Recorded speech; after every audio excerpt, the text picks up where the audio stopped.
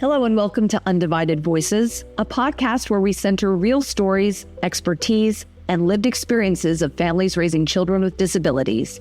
I'm Lindsay Crane, Head of Content and Community at Undivided, and I'm so excited to kick off Season 2 with you. This season, we're going even deeper, bringing you conversations with more trusted experts, advocates, and parents who are navigating complex systems. We're always asking the hard questions that families want to know, and we're going to be pushing for better support and inclusion. From education and public benefits to assistive technology and disability rights, these are the conversations families deserve to hear. At Undivided, we believe no family should have to figure this out alone, and Undivided Voices is here to make sure you don't have to. And with that, we're kicking off our first episode of the season. I spoke with non-attorney education advocate Lisa Carey, who shares how to make sure your priorities are covered in an IEP meeting, red flags to watch out for, and practical tips to help you advocate for your child's needs at school. And for Undivided members, if there's one thing we hope you take away, it's that your support doesn't end with this episode.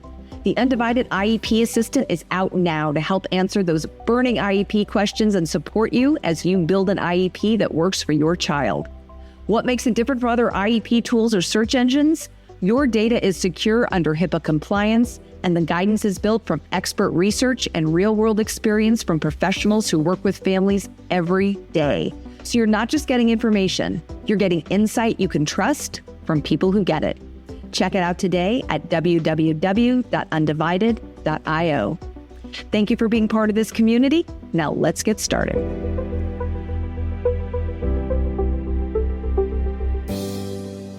So today we're going to be focusing on the meeting itself. We're going to talk about putting all of that hard prep work into action. So what are the most important things that we need to remember while advocating in the IEP meeting? How can we navigate all that's being declared and recommended while not losing sight of our biggest priorities? So we're going to boil down our meeting tips to 5 key points, including the red flags to watch out for. So maybe you're someone who gets super nervous in the meeting, or maybe you're close to everyone on the IEP team and you're feeling confident or relaxed. Or maybe you feel defensive and angry because your child isn't progressing and you don't know if you can trust the people at the table. However you're feeling, we want what you want. We want your child to get what they need and what they deserve. And in order for that to happen, you need to feel empowered. So thankfully, we have just the woman here to help set that empowerment into motion. Undivided education advocate and navigator, Lisa Carey.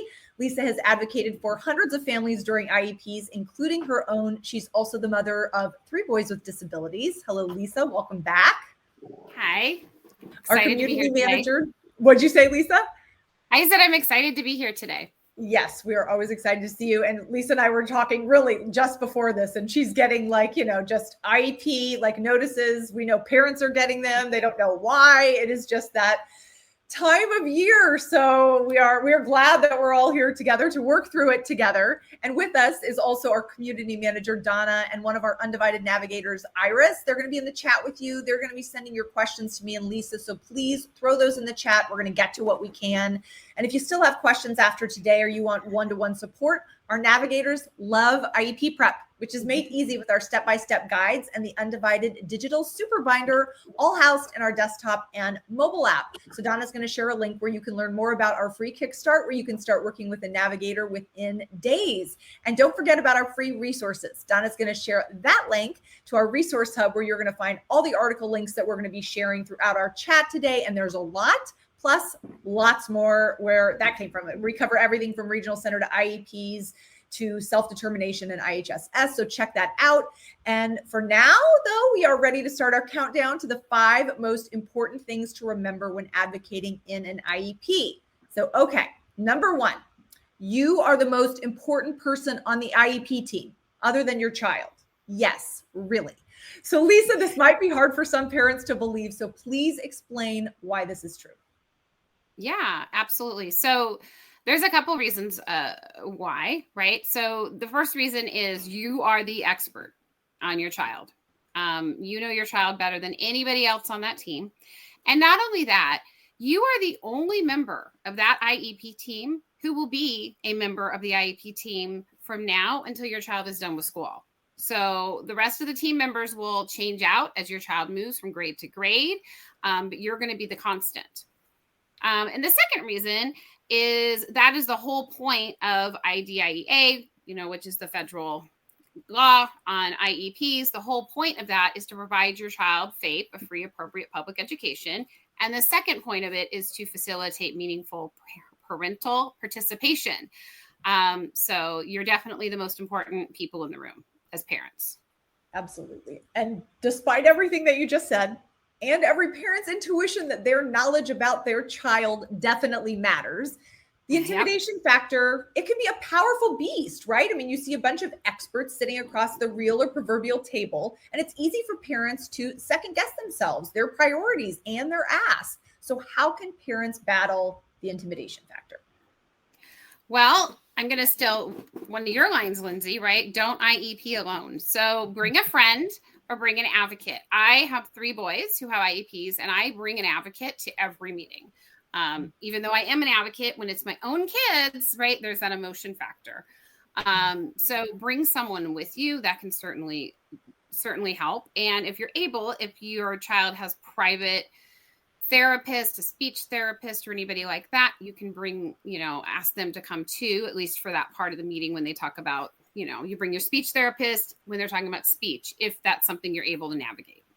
Yeah, absolutely. And I mean, if you do bring someone with you, and we hope you do, even with an extra set of eyes and ears, there's a lot of info flying around, right? I mean, your mind is going from one priority into the next, and it can be beneficial to record the IEP meeting so you're not relying solely on your memory or your notes. So Lisa, I'd love for you to share sort of the rules around recording, as well as reasons we might consider recording the meeting and reasons we might not want to. Well, I can't think of any reason not to. I guess some people feel like it's adversarial to ask to record, and they don't want to set that kind of tone. What I tell families is, if you make it your policy to always audio record every meeting, then when there is something adversarial, when there is a disagreement, it's always been your policy.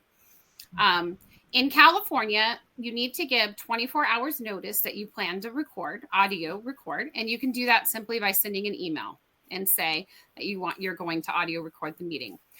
Most districts will not allow Zoom recording. So a lot of parents just want to hit record on Zoom. Most districts won't allow that, though there are some that will do that, but they won't share it with you most likely. So just do your own audio recording, with your phone or whatever you have. All right. So we've now established, right? You're the most important person, right, on that team, and, get your people there with you, right? Whoever that is. And so the number 2, right, you're really important. And so it's very good to be prepared and know your ask. So obviously being as organized as possible is helpful. So then you can stay focused, you can stay on track, you can find what you need. So Lisa, how can we go into the meeting feeling in control of all that we want to accomplish, right? Our concerns, our priorities, and our questions. Yeah. So one of the things I do before an IEP meeting, either with my clients or even for my own kids, is I create a priority list. This is not something that I share with the school, because it's usually just little blurbs of the things that are important for me to cover in that meeting. It helps me, it's like an agenda for myself. It helps me make sure that everything that I wanted to cover is covered in case we get sidetracked or I forget. And most of the time when you get to the end of the meeting, the person leading the meeting will ask if there's any other concerns. And that's usually a moment where I say, hang on, let me look at my list, and I make sure that everything was covered. Mm-hmm. Right.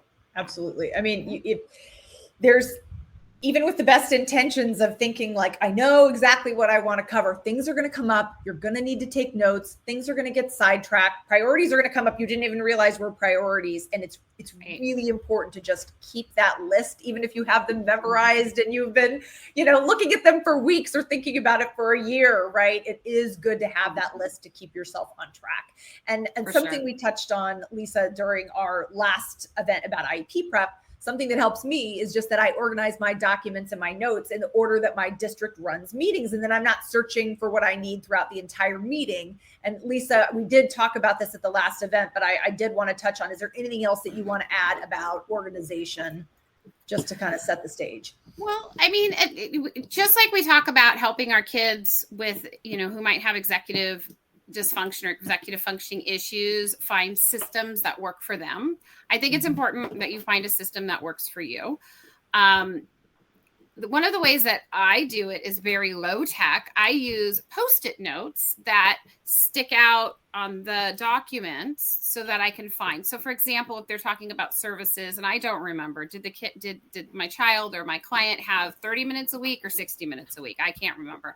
I can quickly flip to that section because I've, put a little tab that says services. That's one way of doing it. But that's what works for my brain. You have to find a way that works for your brain. Right. Absolutely. Yeah. And I mean, and all of that organization really then leads us to, the second part of number 2, which is know your ask. And, you can't be too organized, Lisa, as we're trying to say, but what do we need to know about know our ask? Yeah, so this can be, so if you're new to IEPs, this can feel a little bit overwhelming. So what I recommend is that you have a good idea of what it is you think is going to work for your child going into the meeting. Try to be specific if you can. Think about what works at home, what works at therapies. If you're new to IEPing, don't worry if it's not in the correct format that the school wants to see, right? Just have an idea, of what works. For example, if at home, if transitions are difficult for your child and at home you do a specific way that helps prevent meltdowns, then that might be something that you want to introduce to the team and ask them to use as an accommodation. So just, kind of have an idea of what works and what doesn't, and jot it down, so you're prepared to share that, when appropriate in the meeting. Right. Absolutely. I mean, and when we're talking about getting organized, like there's people who are going to organize for a year and there's some that are going to do it a week before. So like Lisa said, whatever works for you, right? But we want to present facts and data when we can. But, you touched on this a moment ago, Lisa, but emotions can also be a huge part of the IEP, whether they're up front and center or whether they're just, boiling inside of you. So Lisa, we don't want parents to be robots. Of course, there's going to be emotions, but we also want the ask to be rooted in more than feelings. So can you touch on that? Yeah. It's okay to have, I shouldn't say it's okay. It's almost required, right? You're going to be emotional and it's hard because this is your kid. It's totally normal to be overwhelmed and angry and whatever it is you're feeling. One of the ways that, when I said find a system that works for you, it applies here too, right? You know yourself best. Figure out how you can rein that in so that you can make sure that you're staying productive and professional. You can take a break if needed at any time, whether that's to step outside or turn your camera off and mute and scream, which, I've never done that. Find a system that works. And to be a little bit more specific to what your question was, how to make sure what it is you're asking for is not just coming from emotions. Yeah. When you are preparing for the IEP meeting, just try to think about why you're asking for what you're asking and think about the whys behind it. I just literally today had a meeting with a client and the client was telling me that the school is not chunking the work for the child like they're supposed to be.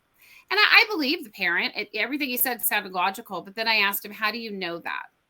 And it took a minute to think about it because that's what the IEP team's going to want to hear. They don't want to hear, well, I think or I feel. I want to know what makes you come to that conclusion. And if you can think about those things in advance, if you are feeling overwhelmed or intimidated, at least you'll have an answer, already thought through. Yeah.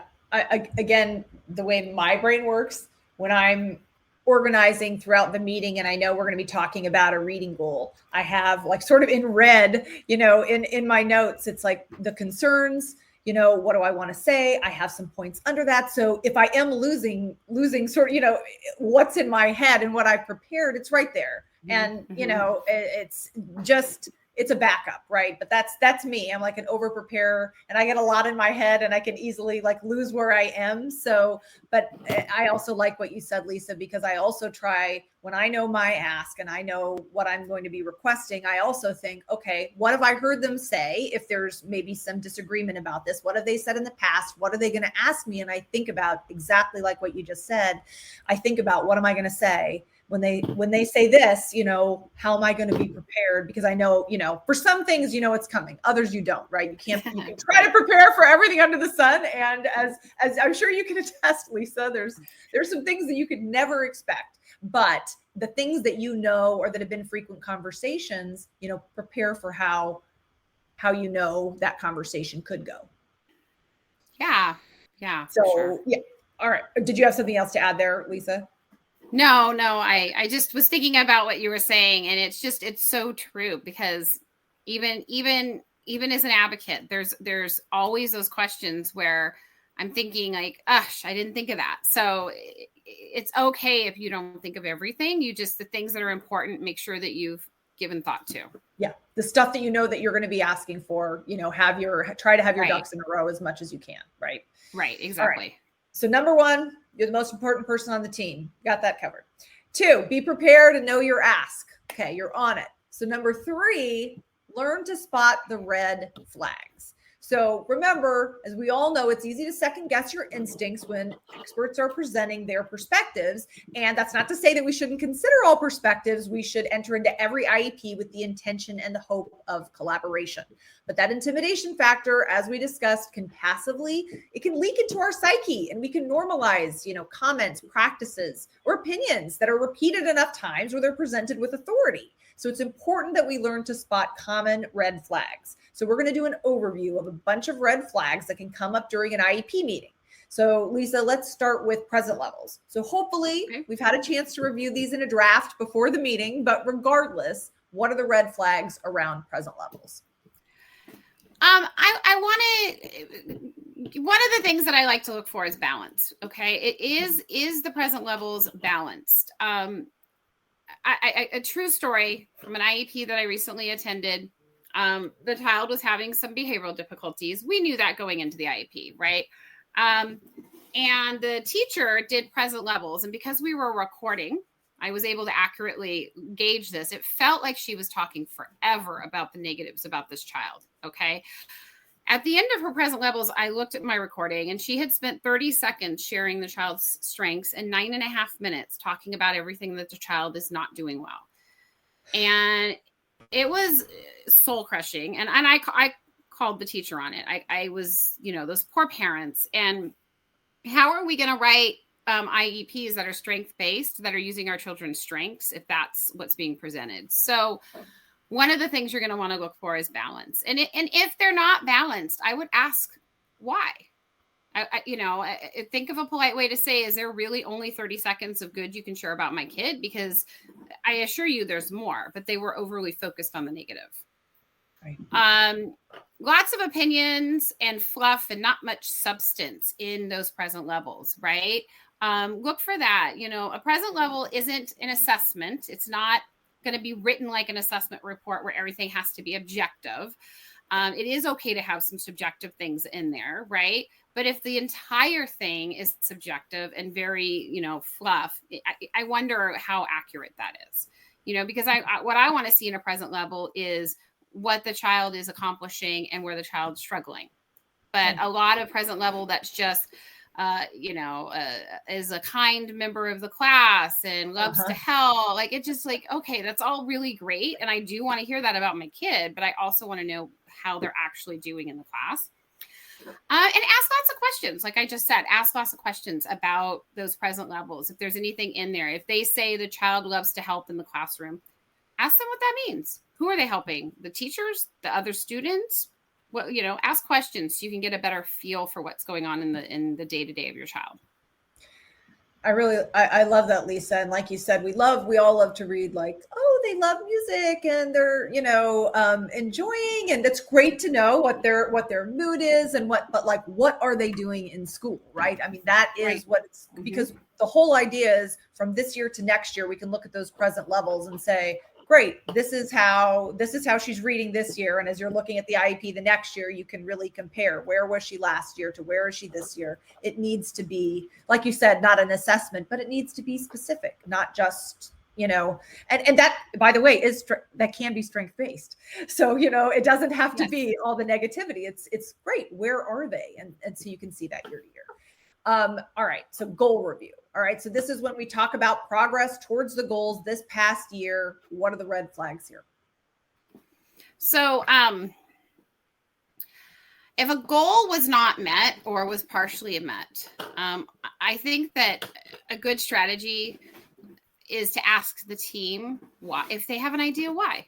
Okay. Because goals are supposed to, when we write the goals, we're supposed to be realistic, right? Everybody in the team should be in agreement, and you are part of the team, should be in agreement that this goal can be met in a year's time. So if goals, if you have 10 goals and one of them is partially met and 9 of them are met, great. That's probably pretty good, right? But if most of them are not met or only partially met, ask questions. To me, that's a red flag when many of the goals are not been met or only partially met.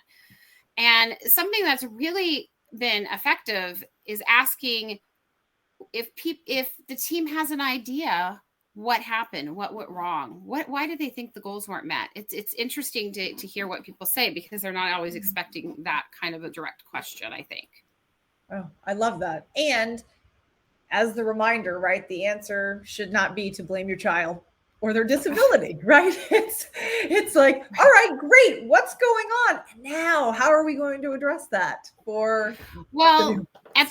At the time the goal was written, we knew the child had a disability, right? So if the answer was your child was out for 2.5 months because they had surgery, okay, that's probably valid and it happens, right? But otherwise, they should not be blaming the child, because unless something very significant has changed since the goal was written.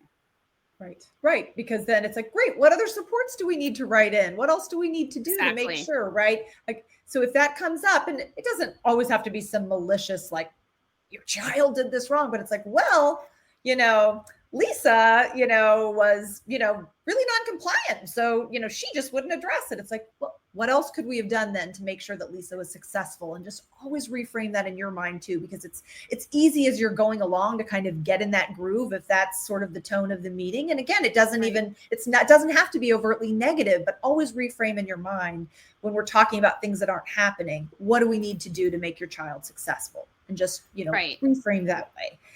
All right. So we started to touch on this, Lisa, so we talked about goal review, new proposed goals, right? So the goals we're talking about for next year, sitting and reviewing goals in a meeting can be really overwhelming when they feel like they're written in a different language. So what are our red flags around a bad or just like inappropriate goal? Right. Well,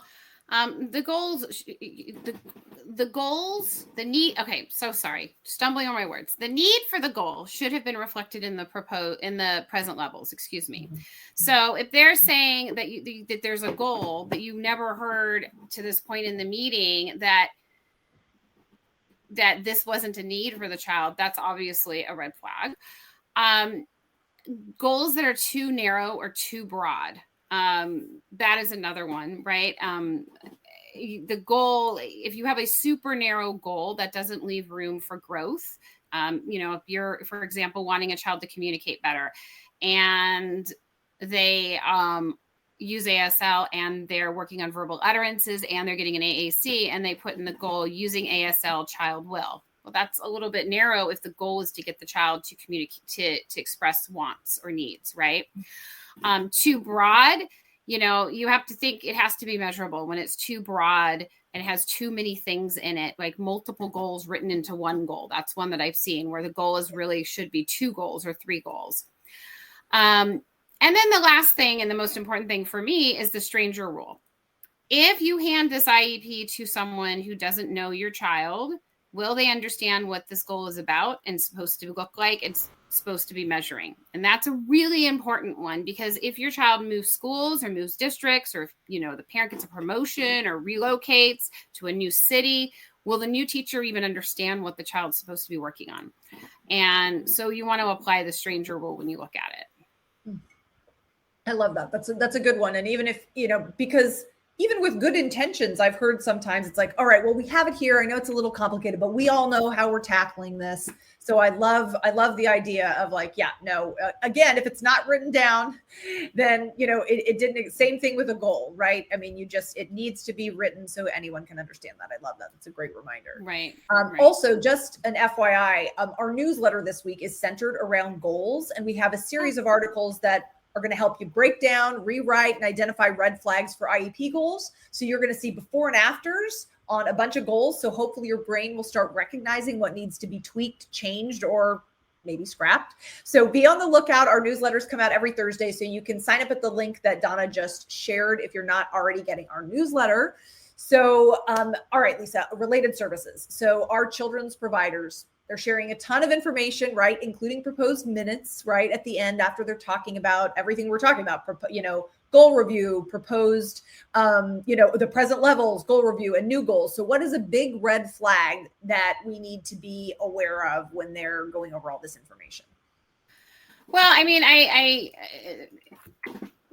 don't know if I want to say a big red flag, but something to just ask about and be aware about is if a goal, if a service, is written as a consult only. Mm-hmm.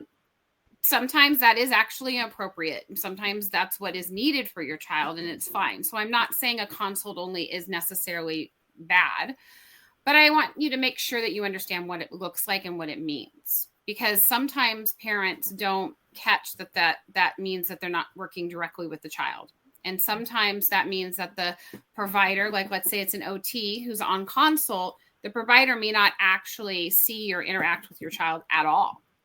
They're available to the teacher should the teacher need, some suggestions or troubleshoot something that might be going on. And that might be appropriate, like I said, for some kids. I just want parents to make sure when they see that they understand what that's going to look like. Absolutely. And we're just FYI, we're going to be covering a bunch more related service red flags in a minute. So Lisa will be able to probably get some of those big red flags there in a minute. Okay. Common scenario, Lisa, people leaving or being excused early in an IEP. Is this a red flag or is this all fine? It depends. So let's say you have your child's IEP meeting, you go to a part 2, and you were good with everything that was said, for example, by the APE, the adaptive PE teacher, and maybe the physical therapist. You have no questions, you have no concerns for them, and all that's really left is you need to go over the speech report because it was late. Then it might be appropriate to say to the AP and the PT that they don't need to come and you can excuse them. When is it not appropriate? It's not appropriate if you're discussing placement, pretty much ever. And every IEP, technically, you're supposed to discuss placement. But if you're going to be arguing against the placement the school wants, or if you're going to be trying to get a different placement, you're going to want to have the team there. A lot of times when they're only going to offer, for example, a special day class, they won't invite a general ed teacher and ask you to excuse the general ed teacher, which... How can you discuss a general ed placement if there's no general ed teacher in the meeting? So it really depends. It happens all the time. Right. It really depends on the circumstances. I would definitely encourage people to not feel pressured to excuse people. If you're not sure that you might need them, ask them to stay. And if they really can't, then ask for a part 2 or a part 3. There's nothing wrong with that. It's fine. And I encourage you to do that if you feel you need them. Right. And on that note of maybe needing a part 2 or 3, can the team put a time limit on the IEP, or is this a red flag? Yeah. So I'm going to go backwards a tiny bit and just say, generally speaking, I don't like excusing people, just to kind of get that out there, but it's not a hard and fast rule. Like I said, like I often will excuse, for example, APE because they are not going to have much to contribute in like the area of speech, for example, So time limit on the IEP. Yeah, they can put a time limit on a meeting, but they can't put a time limit on the IEP. So the meeting is the actual time that you're meeting with them. So if they're only available from 1 to 2, great. Then have your meeting from 1 to 2, and let's go ahead and schedule the part 2 now, because we know we're not going to get done in an hour. I will do that. If they, but they can't put a time limit and say we have to complete the IEP in this span of time, because you guys need to go over everything you need to go over. And as parents, you have the ability to ask all of your questions and make sure you understand everything. And whatever amount of time that takes is whatever amount of time that takes. Mm-hmm. Absolutely. And I know, Lisa, when we were talking earlier, you said that you have an internal time clock. And I thought that might be interesting to share, only because I know some people are like, I'm camping out, we're staying all day. And maybe that works for some brains, but a lot of school districts are not going to let that happen, but some might, right? But Lisa, I don't know if you wanted to share sort of your, the way your brain works. So as a mom, my youngest son has Down syndrome. And we had I think it was a triennial IEP, and it was a very collaborative. It was a great meeting. It went 4.5 hours. And that was when I said, nope, never again am I ever going to sit in an IEP meeting this long. And so my limit is 2 hours. And I let parents know that too when I'm working with them. And the reason is because I think 2 hours, most people's brains, that really long meeting, by the time I got to the end of it, I was like, what? Like, I could not process what was being said to me. I was done. So I typically tell parents, we're going to schedule it for 2 hours. If we need more than 2 hours, we'll schedule a part 2. And I think it's important to know your limit, because it's a lot of information that you're being asked to process. And 4.5 hours in my example, that's a ridiculously long time to continue processing and being able to respond and think at a high level. Exactly. Yeah. And that's why I asked. I hope I didn't put you on the spot, but because that's fine. No. Some people are like, we're going all day, and others it's like, this is what I can do. Yeah. And if you need to take a break, whether you have a 2 hour, 4 hour, or 1 hour meeting, right? If you need to take a break, if you're on Zoom, if you need to turn your camera, you can ask for a break, right? I mean, you want to be able to be present, be focused. So again, you're a team member, so do what works for you as much as you can with the rest of the team as well, working with the team. All right. So those are some big parts of the IEP talked about, really sort of like, all right, here's a red flag to kind of, look for all of these. Now I wanted to review some phrases that are frequently overheard in IEP meetings, unfortunately. And these are definitely like red flag phrases. So I would love for you, Lisa, to summarize what a parent can consider if they hear these words during their child's IEP. So the first one is one of our favorites, and I'm sure as an advocate, you love this one. We don't do that here. What can a parent say to this? So as a parent, right, in the middle of an IEP meeting, because you got to remember now, you're not, well, you might be at your computer, but you know what I mean. You're not in a Facebook group. You're not talking to your friends. You're in an IEP meeting. What I would do is I would ask why. Why don't you do that here? Can you explain that to me?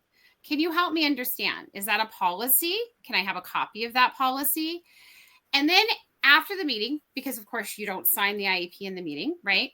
After the meeting, you're going to ask, if you're with Undivided, you can go and ask your navigator about it, or you can use Google or a friend or whatever resources you have to try and get some more information.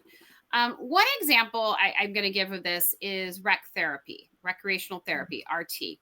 There are many, many districts that still say we don't do that here. Well, guess what? It's actually spelled out as a related service in the California Education Code. You can Google that. The Department of Education in California says it's a related service. So just because they say they don't do something doesn't mean that that's okay. In that situation, we followed up with an email letting them know that it says it here. And, if they don't do that, we'd like to get an IEE for that. Right. Now, usually when you do that, then they do it. But start with asking why.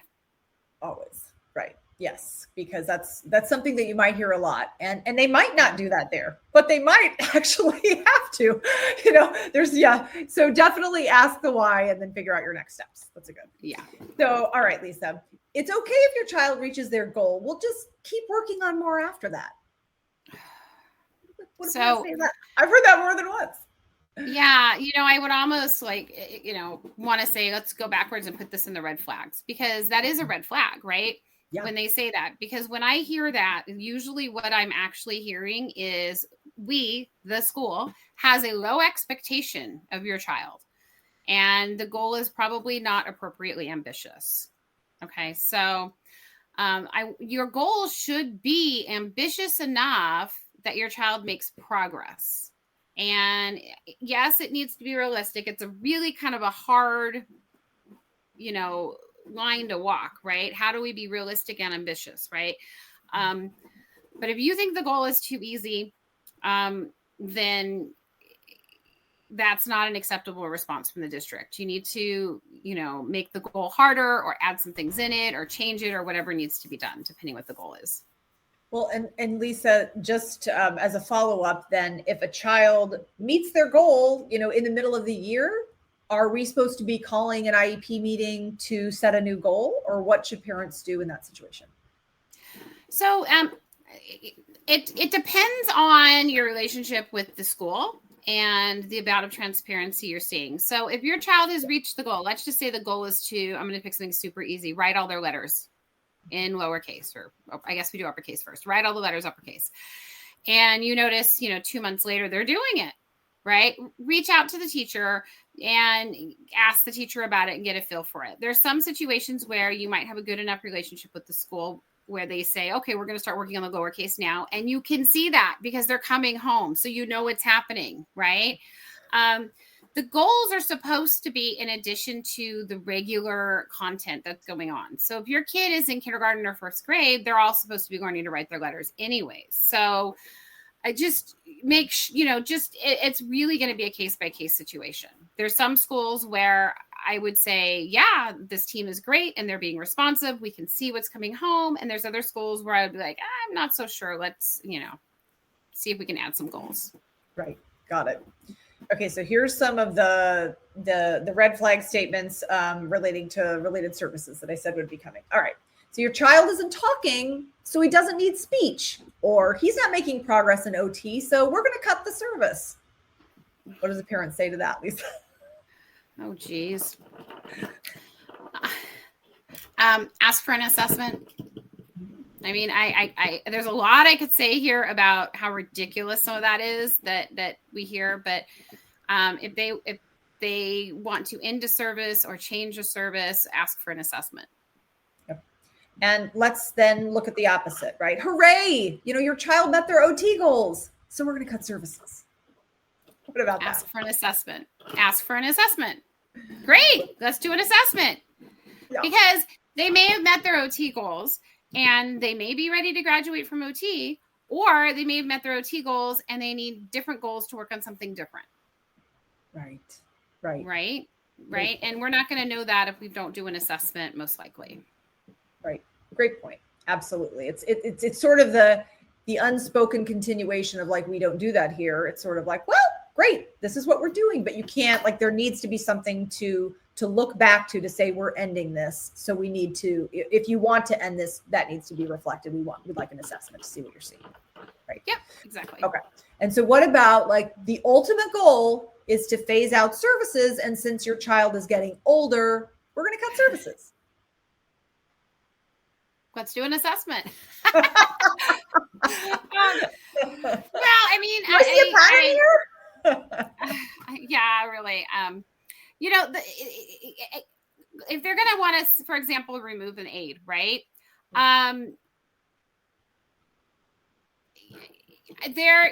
First off, I don't recommend anybody ever just go from like having a 1-to-1 aid to no aid, right? That's a bad plan.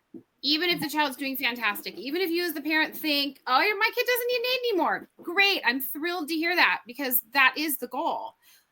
So what I recommend is you're going to look at whatever that service is. You're going to look at where they have in the past needed it the most, right? And maybe kind of remove from the other. So let's just say your child's needed help the most in the core academic subjects, but they have an aid 1-to-1. Then maybe try first having the aide completely fade to the background for everything but those academic services. So maybe the aide should go across the room and do something else, right? They're still there, but they're not helping. And see how that goes. And if that goes great, then maybe do the same thing for those academic subjects, right? And then maybe go to half a day or something like that. I do not recommend you do this at the end of a school year or the beginning of a school year, because you want to, end of a school year means at the beginning of the next school year, there's no aid. You want to start the new school year with an aid. And I don't recommend you do this right after a return from a break like winter break or spring break. But otherwise, test it out, do a fade, before you sign it away, test it out. Oh, that's a great tip. All right. I've heard this one way too many times from parents. You can't take your AAC or AT device home on the weekends. What do parents say? Yeah. So we could do a whole thing about AAC, and it's definitely not my area of expertise as far as, best practices. But the best practice is, this is your child's voice. You can't take it away, period. When they give your child an AAC device, it should be with your child 24 hours a day, 7 days a week, 365 days a year, with the exception of small chunks of time during the school day when they might need to update the app or do a backup or clean it or change a new case or whatever, right? And if a school is telling you that, I would start with, asking that, first off, make sure the speech therapist is involved in this conversation, because that is not best practices. Second, I would ask them to show you their policy. I have yet to find a district that actually has this policy, because that's not the way it's supposed to work. It's, you will have to sign a document that you're going to take care of it and whatever, the document says, but it should be with your child all the time. Including summers. Including summer break. And breaks. Mm-hmm. Great. Yeah. Okay. Summer, holidays, everything. Right. All right. Yeah. I know this isn't, okay, this next one's a favorite of yours, Lisa. You already touched on it a little earlier. You have to sign the IEP before you leave the room. Yeah. What do you say? Well, the answer to that is inappropriate to say on a Facebook Live. So I won't say what I thought when you asked, but no, you don't have to sign the IEP. You do have to sign attendance, which is acknowledging you were there and you participated in the meeting, but you do not have to consent to the IEP. Actually, you don't have to consent to the IEP ever, right? If you didn't want to. So there is no requirement that you sign it within any certain amount of time, whether it's that day in the room or within 5 days or within 15 days. That doesn't exist. You take it home, you review it, and you take your time. Just know that services that are new will not be started until you sign it. Right. Good point. Right. Mm-hmm. Yeah. Good point. Okay. Another favorite. Your child should be with other kids like them, and they would be happier in a specialized setting. What do we say to that, Lisa? Again, that we can say in a Facebook Live. As opposed to being with aliens, I'm going to be honest with you. If that's said to me in IEP, I'm going to say, can you explain to me what like them means? And then I'm going to just be quiet and watch them squirm, because that's ridiculous. And I would point out that the children in the general education setting, for example, because that's what this question kind of sounds like, that the children in the general education setting really look like them to me. They all seem to have, they all seem to like to play outside, and they all seem to, be here to learn. And I would just, I don't even know how I would entertain that and not be extraordinarily sarcastic, but I would really try, because we want to be very cooperative in the meetings. I would probably say, well, how exactly are these kids not like my child? And then I would just bite my tongue and wait and see what they come up with. It's not an appropriate comment. It's not appropriate. If you're talking about placement and you're having a real conversation about what, is most appropriate for that child, that comment doesn't belong in that conversation. No, right. Not at all. It's very inappropriate.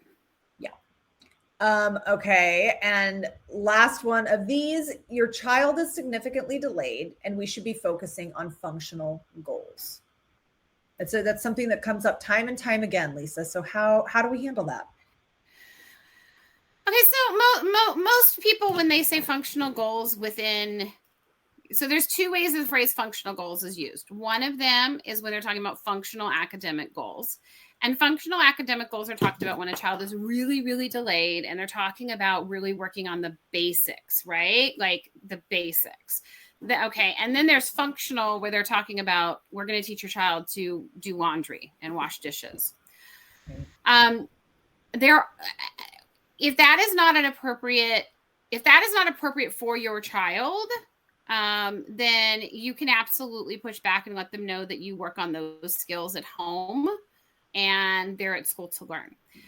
There are some high schoolers and especially in the adult transition program where the parents feel that is what's best for their child, and that's absolutely okay, because that's what's best for their child. But if you feel like you want the school to focus on academics and you're going to focus on the laundry and grocery shopping and ATMs and stuff, then you can push back and let them know that. For sure. Okay. For sure. So we've covered lots of red flags. Hopefully you will see more than just red during your IEP. But now it's time for number 4. And you've touched on this actually throughout, Lisa. So it's get the why and the who.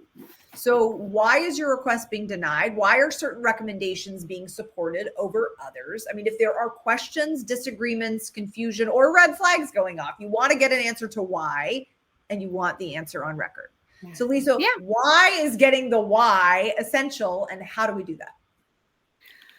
Well, I think that if something is being recommended that, it isn't common sense to you, or it doesn't jive, it doesn't fit with what you're thinking, asking why can certainly give you a lot of information about what the school is thinking. One of the best advocacy skills is asking questions and then letting the school answer and letting them talk, because a lot of times they'll share more information than you're expecting them to, surprisingly. And also a lot of times they don't really know why. And that's really surprising to find out. A lot of times the real reason why is because that's what they do with those kids. Well, all the kids with autism are in that classroom. That's why. But that's not individualized. That's not a reason why your kid's in that classroom. Or, well, all our kids who have low vision go here and do this. So sometimes they don't even know what the why would be as it's applicable to your child. So definitely ask why. And if their why doesn't make sense, ask for more clarification. You can also ask for data. You can ask to see the policy. If it's if they say, well, all the kids with autism go in that classroom. Oh, can I see the policy on that? Because there isn't, I assure you. If it's not written down or on the audio recording, it didn't happen. So just, ask. It's good to ask in the IEP meeting. And if you don't think of it, you can ask in an email later and see how that feels. And Lisa, I see what you get. Yeah, absolutely. And this goes with sort of what we're talking about now, and actually what we were talking about previously about, I think this was probably in response to the functional goals, but it can also go with the why. Carey said, they so often say, well, things are moving too fast for them. And I often get hung up on it because the fact is it's true. So what would you say to Carey and to others? Because I know this is a really common thing. Like if this is about the functional goals conversation, about the red flag, but again, you're there, you're assessing what's right for your child. I think that's probably what you were responding to, Carey. But how should we respond, Lisa? Well, I think that understanding, I'm not going to say ask for an assessment, but referring to the assessments, understanding how your child learns best is going to be key, and not always easy, right? It's definitely hard to figure that out with a lot of our kids, but working to understand how your child learns, and also understanding if it moves too fast for your child.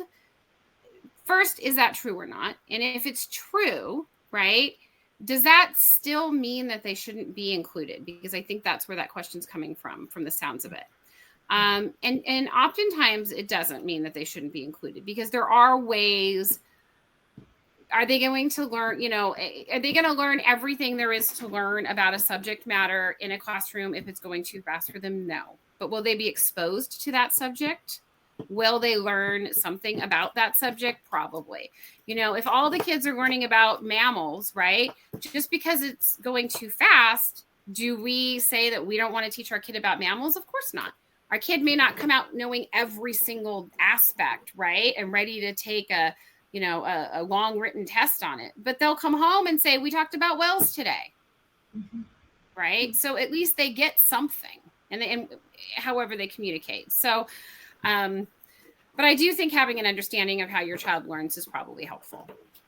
Right. And going back to, okay, great. So we need to do some different kinds of modifications, and how can we better support our child, right? The answer isn't always just, take them out, if that's what the suggestion I think is. the answer is often not take them out, because every kid has a right to be exposed to the same learning standards and the same principles and content as a typical developing kid. And not every typically developing kid is going to get the same thing out of every lesson either, by the way. So, yeah. Exactly. Yeah. Again, it's reframing, right? Reframing in our minds and reframing, which sometimes it doesn't matter, right? They're still going to go on the same narrative, but at least, you'll be going on yours. So, well, I guess then we talked about the why, right? The last was get the why and the who. And so, Lisa, with the who, we have to identify who is going to be responsible for carrying out everything in your child's IEP. So, Lisa, what do we need to watch for and ask for around who's doing what? Yeah, you're going to want to look at for example, on the goals, right? Who's responsible for the goals? Who's going to be working with your child on the goal? Is that the SLP? Is that the teacher? Who is it? And a lot of times having more than one person or more than one provider or specialist on a goal is a good idea too. If the goal is using the iPad or the AAC, using the AAC to have their wants and needs met, right? Well, an SLP needs to be on that goal because they're going to be teaching your child how to use that iPad or that AAC device. But you also want to have the teacher on the goal because the teacher's with the child, and the teacher can work with the child too on, you want the child to ask and have their wants and needs met outside of that 30-minute session with the SLP. It should be incorporated throughout the day, right? So you can have more than one person on a goal. And you can also find out who's going to be responsible for carrying out the accommodations and the modifications. Who's doing those modifications? And is the person doing the modifications have the knowledge to do those modifications? Do they know how? Right. And again, get that written in the IEP because, when you talk about it and then you get down to the brass tacks of who's doing this, and it's like, well, I didn't have time. It wasn't built in. You want, like everything, you want that in the IEP. And I love your point on having multiple people on IEP goals, and also think about, like with your AAC example, I mean, does your child have, a vision impairment, so do they have like a vision specialist that's working with them? They can be on that goal, like just to make sure, because again, if you're looking at every goal and your child maybe is in gen ed and it's only saying special ed teacher, or, there are, again, a lot of red flags to look at, like who is responsible for that goal, and the team approach can be, a great one, right? So, because again, you don't want something like if they are getting pulled out, so if you're doing OT for 20 minutes a week and it's not being implemented anywhere else, are they getting what they need? Maybe depending on the goal, but maybe not. Right. Exactly. So, all right. So finally, we land at number 5, compromise, collaborate, and know your options. So this is your child's team, right? You're going to have to be on the same page to sign that IEP and get your child what they need. But Lisa, can you first explain the importance of the compromise and collaborate part? Yeah. So I think that at the end of the day, most of the people who are in your child's IEP meeting are there for the right reasons, right? They want to help kids learn and grow. They're not they're not bad guys, right? They're there to help. So we do want to start from a place of compromise. I always say I compromise and collaborate. Always start there. And I think you can, we've all heard the phrase, you can get more with honey, right? And that doesn't always work. I know it doesn't always work. I'm not wearing rose-colored glasses, believe me, but I always want to start there. So I'm always say, be assertive, get across, what's important to you and your child, and be willing to hear what they have to say and really listen to what they're saying. They may know something that you don't know about how your child learns.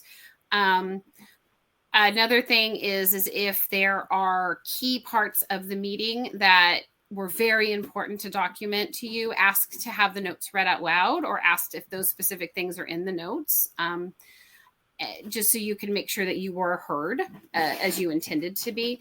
But I do recommend that you really do your best to collaborate. And when you're asking for something, ask yourself if you're going to only accept exactly what you're asking or if there is room for compromise. And know that going in, right? Maybe your child needs an aid and they're saying to you, but your child's doing really, really well at lunch. Your child's having no problems at lunch. And if there's no safety concerns, of course, then maybe be willing to say, well, I'm not going to sign the aid away, but I'm willing to try it for a week, before you sign that aid away for lunch. And so just be open to trying things and being collaborative. Right. Does that make sense? Yeah, it absolutely does. And, and I know everyone is going in there. You're hoping, right, that people are going to come together and do what your child needs, right? But the second part of number 5 is know your options, right? Because again, we're going in with those intentions of hope of collaboration. But if we can't come to a compromise, we do need to know our options. So what are those, Lisa, and how do we weigh those options? Yeah. So if you can't agree with the school in its entirety, that you can sign the IEP in disagreement. Now, I always say that you're going to at least agree with one thing, right? You're going to agree that your child's eligible for special education. So you're going to agree to eligibility, right? Almost always. You can do what's called ADR, Alternative Dispute Resolution, which is a non-legal informal resolution process with the school. You could ultimately file due process, which is a whole other, discussion, I'm sure. But you can agree to parts of the IEP in California. You can agree to implement, for example, the goals, but not that service, or you can implement this placement, but not that goal. So you can really pick it apart and agree to parts and not other parts. Right. And, the hope is always that we don't have to get there, but the reality is sometimes you might, and it can still sometimes be a collaborative process, like you're talking with ADR. Hopefully, right, you can get to that end goal. But at the end of the day, if your ask is something that is essential to your child's well-being and the school doesn't see it the same way, you might have to at least know the options of what comes next and what that looks like and what is important to know about that process and all the different stages. Yeah. And if you find yourself in a position where you're really just disagreeing with something in the IEP, you can talk to, if you're an Undivided member, talk to your navigator, or if you have a friend you can talk to, just to kind of get an idea of how to sign it. And you do want to sign it, right? One way or the other. At a minimum, you're going to agree with eligibility, right? That's super important. I see parents say, I disagree in its entirety. But you're not, if you're here, you're most likely not disagreeing they're eligible for special ed. So you want to be careful that you think through how you sign it. Oh, that's a really good point. That's definitely good. And I know, Lisa, I think you have a hard out in 2 minutes, right? So, okay. Well, I was going to say, because I want to do a quick wrap up, but is there anything else, like really quickly, Lisa, that we haven't covered that we should consider during the meeting? Yeah. My, advice as a friend is follow your gut. If your gut tells you something doesn't seem right, your gut is probably on. So, ask questions, ask a friend. If you have a friend or an advocate in the meeting, you can ask for a time, a break and go talk to that person in private or text with them. But if something doesn't feel right, figure out why. Maybe you can't figure it out then in the meeting, but later read through and figure out why your gut is telling you. Because a lot of times I've had parents say, this just didn't seem right to me and I don't know why. And then I've looked at it and I'm like, I know why. I can figure this one out. So just follow your gut. Right. Love that. That's right. Again, don't let the dynamics of the meeting like overcome what you know inside about your kiddo. Like keep that burning.